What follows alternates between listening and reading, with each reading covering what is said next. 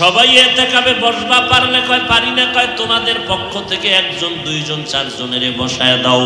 তোমরা যেহেতু ব্যস্ত, তোমাদের এই লোক মসজিদে গিয়া কোরআন খতম করবে, তাহাজ্জুদ পড়বে, কান্না করবে, দোয়া করবে, কিন্তু কপাল এত খারাপ, এতেকাবে বরা বসাবার কোনো ভালো মানুষ নেই। যারা বয়ারা কোরআন পড়তে পারে না, যারা এতেকাবে বসতেছো চায় না, সাইফা তৈরির পরে 10 জনে লয়ে গেছে মসজিদে, ঘরে ঘুমাবি ওখানে ঘুমা। কি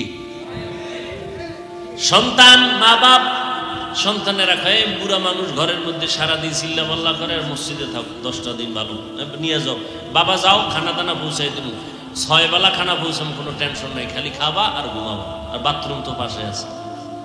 হ্যাঁ ঘুমাইতেছে, কির তাহাজ্জুদ, কির কোরআন, আউযুবিল্লাহ পারে না, কিসের কোরআন খতম করবে?